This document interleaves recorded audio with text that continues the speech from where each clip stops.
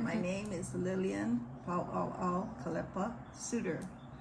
Okay, and where were you born? I was born in Lahaina, Maui, in 1936. Have you lived in Lahaina your entire life? Just about all my life. My husband was a Marine, and for several years, we were on the mainland. Oh, nice. And where were you residing most recently? 20 in Lahaina. Yeah. Mm-hmm. Yeah. In 22 Kekai Road. in Wahikuli subdivision. Correct. Yes. And that home, how long have you guys owned that home? We built that home in the 60s when I was in my early 30s. Oh, wow. For less than $25,000. And this home has been a generational home for. It was on my grandmother's property. Oh, nice. So you've kept this home in the family. Yes, my children were all raised on this land. Oh, nice. And then did you also attend Lahaina Luna? Right, I attended Lahaina Luna and Kamehameha Third School. Oh, nice. And then what about your parents? Your father was from Lahaina as well, correct? My father was from Lahaina. He graduated from Lahaina Luna in 1930. So a lot of your family graduated from Lahaina Luna. Yes. And your ex-husband Llewellyn Baibayan, he's also buried up at the top of the L, correct? Right. Yes. So at the very top of the L on the mountain, they have an L, and at the very top, the founder of Lahaina Luna is buried there, and then also your husband. Right. Yes. Oh, nice. Okay. So do you want to kind of tell us what happened on August 8th to recollection? Well, that day it started off, we didn't have electricity. So my son brought a generator over and connected to my refrigerator. And I could see smoke in the distance, but it was so far away I never really thought about it.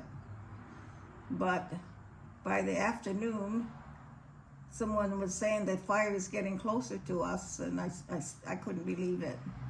And then later on, maybe a couple hours later, the police came and said to evacuate. And this was probably just about the sunset.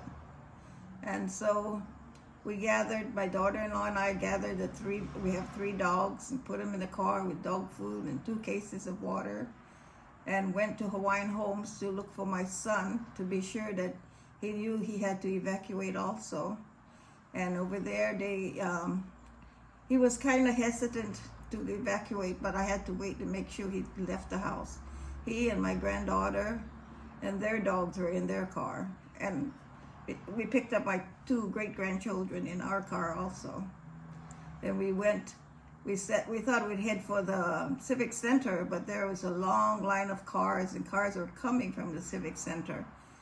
And so we just went down to the main highway, Honuapi'ilani Highway, and drove towards Kapalua Airport and parked there for the night. How was the cell phone service that day? We didn't have any cell phone service, and there was no way we could tell the rest of the family where we were. That must have been pretty difficult, not being able to communicate and not knowing where everyone was. And then we could see the fire, the smoke in the distance.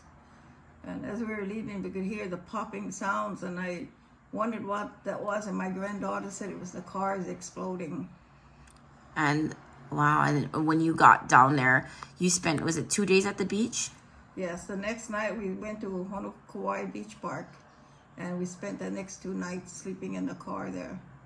How was that experience? Well, the bathrooms were clean, so that was the main part. There was a bathroom there. Mm-hmm. And it was nice, as nice as you can be expected. Did you see while you were there that day and the day after, did anyone from the county come by to offer you guys any assistance? Not from the county, but I did see the boy go, a worker cleaning the bathrooms. So the bathrooms were always clean, and toilet tissue was always over there. That's nice. And then as far as food, did you guys have, I know you mentioned you had dog food.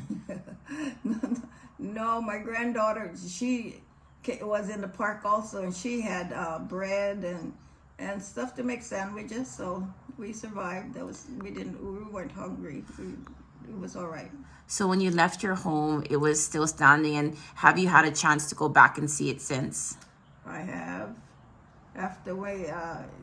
When we left Honokawai Beach Park after 2 days sleeping there, we stopped at my home, which I was shocked to see wasn't there anymore. It was just, everything was ashes.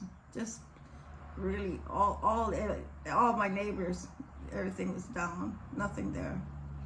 What do you think, if you had a little bit more time, what do you think you would have grabbed? Because I know you had mentioned on a previous conversation that when you left, you assumed that you'd be right back, so you didn't gather very much. You took dog food and water, and I think you said you took a few pairs of clothes, and that was it. Yeah, not much. I thought I was coming back, so what I would take probably pictures.